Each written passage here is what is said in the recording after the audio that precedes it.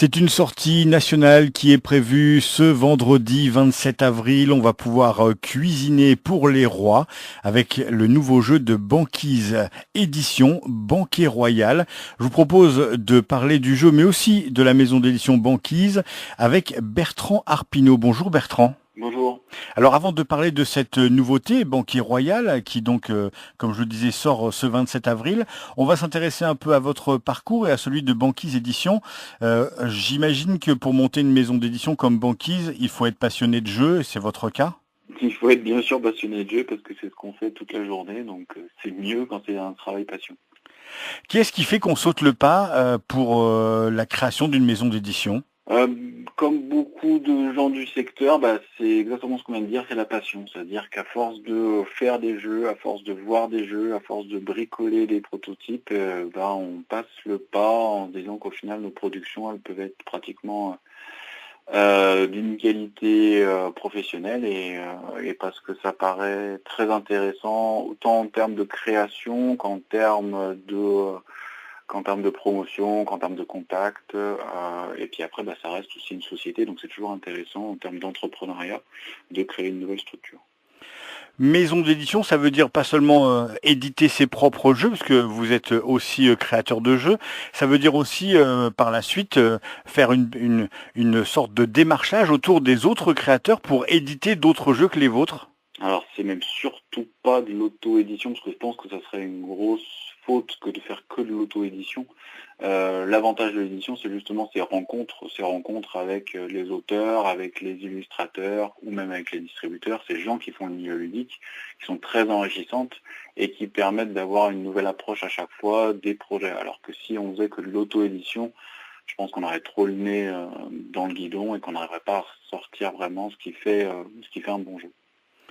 Le premier jeu édité par Banquise, c'est Dino Twist, et c'est un jeu de cartes dans le milieu des dinosaures, c'est un de vos jeux, hein. C'est ça, oui. Donc c'était moi l'auteur de Dino Twist. C'était un petit jeu de cartes familial que j'avais créé à l'époque pour aider mon fils à faire des maths. Donc c'est sur un système d'addition relativement simple qui vont jusqu'à 18 et différentes couleurs qui permettent des placements avec tout un côté stratégique d'une île de dinosaures qu'on va pouvoir créer au fur et à mesure de la partie. Et puis le deuxième jeu qui a fait énormément parler de lui l'année dernière et qui le fait encore maintenant parce que il y a des extensions qui sont prévues, c'est le jeu Bubbly Pop, un jeu qui fait beaucoup penser à ces applications téléphone. C'est ça, donc Bubbly Pop, en fait, l'influence et l'inspiration, ça a été donc ce qu'on appelle les matchs 3, c'est tout ce qu'on a sur téléphone du style Candy Crush, du style aligner trois symboles identiques ou trois couleurs identiques et que ça explose. Et puis il y a eu aussi toute une influence jeu vidéo à base de Tetris, à base de Columns ou Dr Mario. Donc c'est quelque chose qui a inspiré la création durant tout le développement. On voulait vraiment rendre cette expérience qu'on a tous vécue au moins une fois, qui est aligner trois couleurs identiques, mais en gardant ce côté un peu taquin où on va aller interagir sur le plateau de jeu de l'adversaire. Et c'est quelque chose qui apparaît à beaucoup de monde parce qu'on en a tous fait et c'est à mon avis ce qui a fait le succès.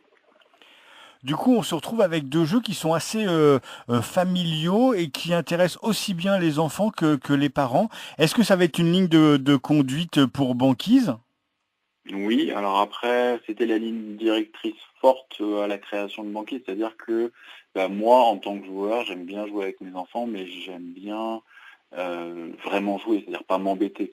Et malheureusement, il y a certains jeux pour enfants qui sont des jeux pour enfants et qui du coup frustrent un peu les parents. Donc le postulat, c'était de faire des jeux qui sont accessibles aux enfants, mais qui sont assez malins et stratégiques pour que les parents ne s'ennuient pas. C'est le cas de Banquet Royal qui sort ce 27 avril avec un jeu qui va nous plonger directement dans la cuisine. C'est un thème qui est assez fédérateur, la cuisine.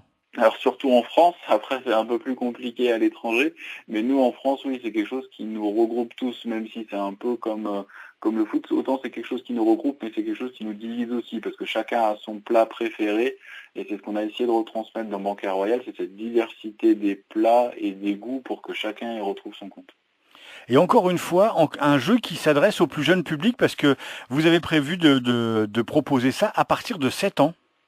À partir de 7 ans, parce que, encore une fois, on veut que le jeu soit très accessible. Le tour de jeu est très simple, c'est on prend une pièce et on va la poser sur le plateau pour potentiellement réaliser un objectif à court terme. Donc l'aspect mécanique est très simple pour l'enfant ou même pour les adultes, c'est juste à mon tour de jeu, je vais choisir une seule pièce et la poser. Après, il y a tout un côté stratégique qui est derrière. Déjà, qu'est-ce que je choisis comme pièce, parce qu'on a plusieurs pièces possibles qui sont des différents plats, et après, où est-ce que je la pose et qu'est-ce qu'elle amène. Et c'est ça qui est intéressant, c'est qu'on puisse tous jouer ensemble, mais de manière différente.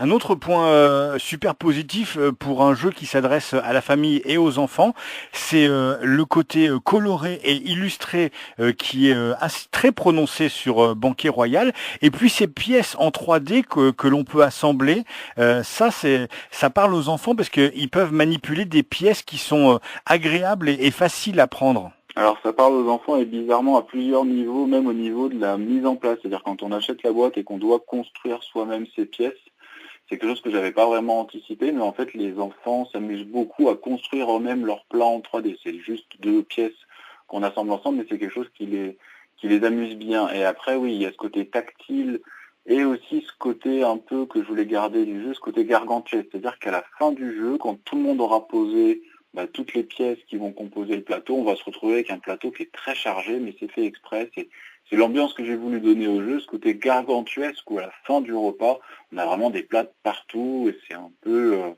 c'en est même un peu trop, mais c'est fait exprès. Alors ce jeu, il sort directement en boutique le 27 avril. Ça prend combien de temps l'étape de création, développement d'un jeu comme celui-là? Et puis surtout penser le volume 3D de la chose. Alors ça va dépendre des jeux. En moyenne, le développement d'un jeu, c'est 1 an, mais sur certains types de jeux, on va passer à 2, voire 3. Et puis ça dépend des directions qu'on prend. Des fois, on prend une bonne direction, des fois, on prend une mauvaise direction, il faut revenir en arrière. Là, le temps de développement de Banquet Royal a été, on va dire, un petit peu accéléré parce qu'on avait une très bonne base qui nous a permis mécaniquement de pas trop travailler sur le développement, mais plus travailler l'aspect visuel, l'aspect construction 3D qu'on a mis en place. Mais on a d'autres jeux qui sont encore en développement depuis plus de 2 ans. L'autre dernier aspect sur lequel j'aimerais revenir, c'est l'aspect règles supplémentaires. Autant pour Bubbly Pop, vous avez prévu des extensions, ce qui permet de faire qu'un jeu puisse durer dans le temps et en renouvelant les parties.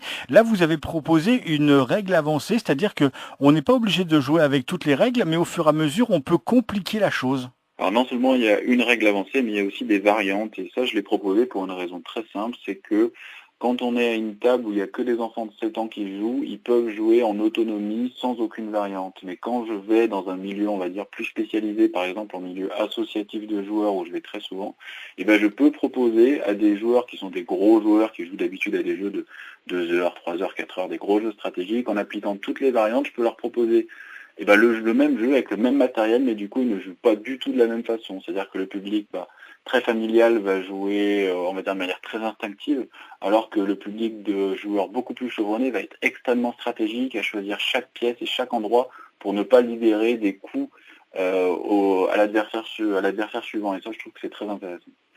C'est difficile de penser à un jeu qui puisse s'adresser à la fois aux enfants et être facile d'accès, pas trop compliqué, et à la fois intéresser un public, on va dire, plus core game, ce qu'on appelle les core games, les gros joueurs. Et là, on voit clairement que vous avez on va dire, une certaine culture presque geek, parce qu'il y a une variante qui s'appelle Hell's Kitchen. Pour ceux qui ne sauraient pas, c'est que c'est quand même l'endroit où évolue Daredevil.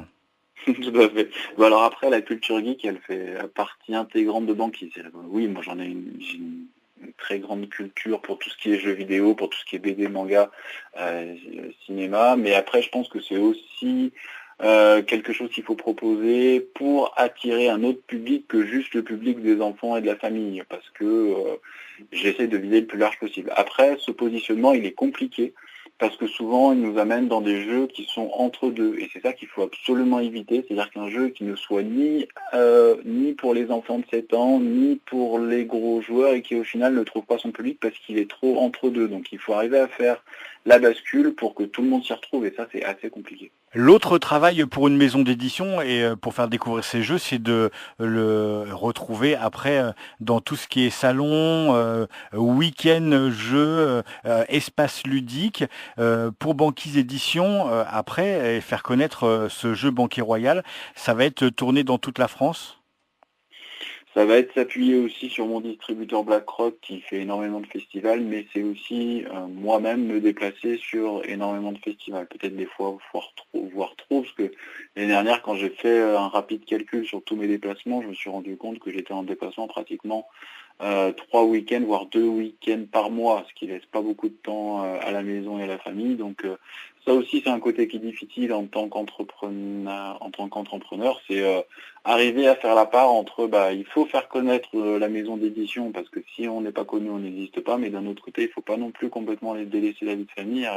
Et encore une fois, arriver à trouver la juste bascule et le juste équilibre. Est-ce que les enfants à la maison sont les premiers testeurs?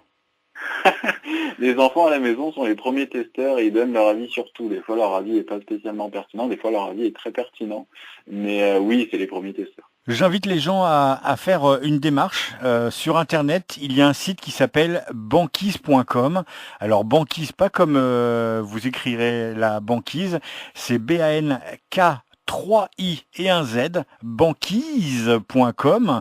On sent bien l'aspect glisse et peut-être qu'il y a un jeu sur la banquise qui va bientôt sortir. On nous en a déjà proposé plein. Malheureusement, j'ai pas encore trouvé celui qui correspondait bien à une thématique qui pourrait être intéressante. Donc banquise.com. Si vous voulez, vous pouvez aussi vous rendre sur la page Facebook de Banquise Édition. Toute l'actualité, des photos, vous pourrez voir à quoi ressemble Banquet Royal. Il y a des vidéos qui traînent. On peut retrouver également des Trick Track TV pour ceux qui le souhaitent. Merci beaucoup Bertrand Arpineau. Je rappelle que vous vous occupez de Banquise Édition et que l'actualité, c'est la sortie ce 27 avril de ce Banquet Royal. Merci beaucoup. Merci à vous.